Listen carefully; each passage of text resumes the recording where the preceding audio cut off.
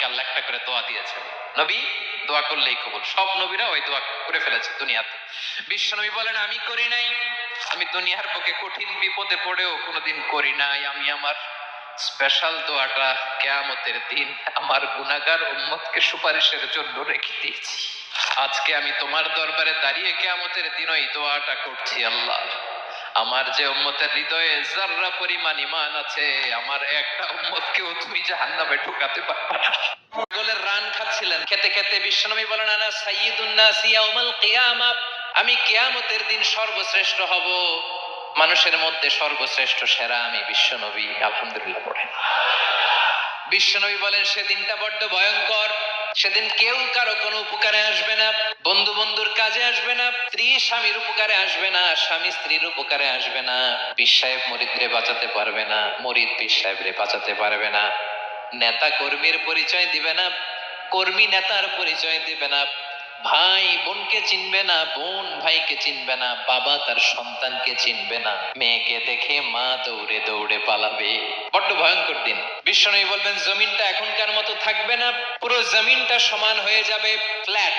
এখন তো গোল, তখন ফ্ল্যাট। সবাই এক জমিনের উপরে দাঁড়াবে, সূর্যটা মাথার কাছে চলে আসবে, সূর্যের গরমে মানুষের মাথার মগজ গলে গলে কানের ছিদ্র নাকের ছিদ্র দিয়ে বেয়ে বেয়ে পড়বে। সবাই হয়রান পেরেশান ক্লান্ত শ্রান্ত। মানুষগুলো বলবে বাঁচার কোনো উপায় নাই।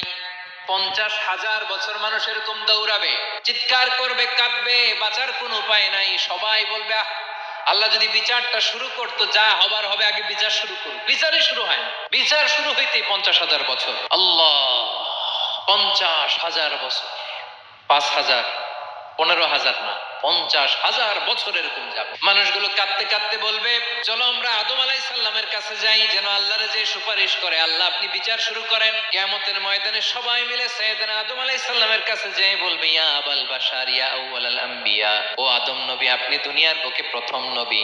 আল্লাহ নিজ হাতে আপনারে 60 হাত লম্বা করে বানিয়েছেন, আপনার সম্মানে ফেরেশতাদেরকে সেজদা দিতে বলেছেন। দুনিয়ার প্রথম নবী, প্রথম মানুষ আপনি, আপনি আল্লাহরে যে সুপারিশ করেন যেন আল্লাহ বিচার শুরু করে।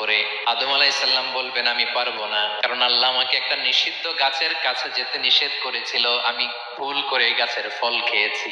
নাফসি নাফসি, আজকে আমার কি হবে আমি জানি না, আমি বড় লজ্জিত। আমারে যদি আল্লাহ জিজ্ঞেস করে কেন খাইছিলাম, আমার কোনো উত্তর নাই, তোমারে বাঁচামু কেমনে আমি? নবীরা থারথার করে কাঁপবে সেদিন। আদম আলাইহিস সালাম বলবেন আমি পারবো না, মাফ করো আমাকে, আমি পারবো না। ওই যে ভুল করে গন্ধম খেয়ে ফেলেছি, নিষিদ্ধ গাছের ফল খেয়ে ফেলেছে, আমি বড় লজ্জিত অনুতপ্ত, আমি পারবো না। আজকে আল্লাহ এত রাগান্বিত হয়েছে, আগে কখনো আল্লাহ এত রাগান্বিত হয় নাই, ভবিষ্যতে আল্লাহ কখনো এত রাগান্বিত হবে না। আমি পারবো না, এক কাজ করো, তোমরা নূহ আলাইহিস সালামের কাছে যাও। কোন নবী? লোকেরা এবার পাগলের মতো দৌড়াতে দৌড়াতে আল্লাহর নবী নূহ আলাইহিস সালামের কাছে যেয়ে বলবে ইয়া নবী আল্লাহ নূহ আনতা আউয়ালুর রুসুলি ফিল আরদ, আপনি জমিনে প্রথম রাসূল। আদম আলাইহিস সালাম নবী ছিলেন, রাসূল ছিলেন না, এই দুনিয়ার বুকে প্রথম রাসূল ছিলেন আল্লাহর নবী নূহ আলাইহিস সালাম। সবাই বলবে ও নবী আল্লাহ নূহ, রাসূল আল্লাহ নূহ, আল্লাহ আপনাকে আবদান শাকুরা, শুকরগুজার বান্দা বলে কোরআনে বলেছে। কোরআনে নূহ আলাইহিস সালামের নামেও সূরা আছে না নাই? আপনি আল্লাহর প্রিয় বান্দা, প্রিয় রাসূল। দেখেন আমাদের কি দশা, ঘামতে ঘামতে শেষ, জমিনটা তামার জমিন, সূর্যটা মাথার কাছে, কি করবো আর পারি না, ঘামতে ঘামতে আর কত ঘামবো, কত দাঁড়িয়ে থাকবো। আল্লাহরে যে বলেন বিচার যেন শুরু করে। নূহ আলাইহিস সালাম বলবেন আমিও পারবো না, আমিও পারবো না, আমি আমার ছেলের জন্য এক কথা বলে ভুল করে ফেলছি। যখন মহাপ্লাবন হবে আমি বললাম আল্লাহ আমার কলিজার টুকরা সন্তান রে বাঁচান।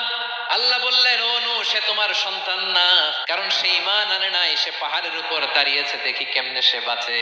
ওই যে আমি একটা না বুঝে আবদার করেছি, আল্লাহ আমার উপর রেগে গিয়েছিলেন। আজকে আল্লাহ ওই ব্যাপারে যদি আমারে প্রশ্ন করে, আমার কোনো জবাব নাই, আমি পারবো না, মাফ করো।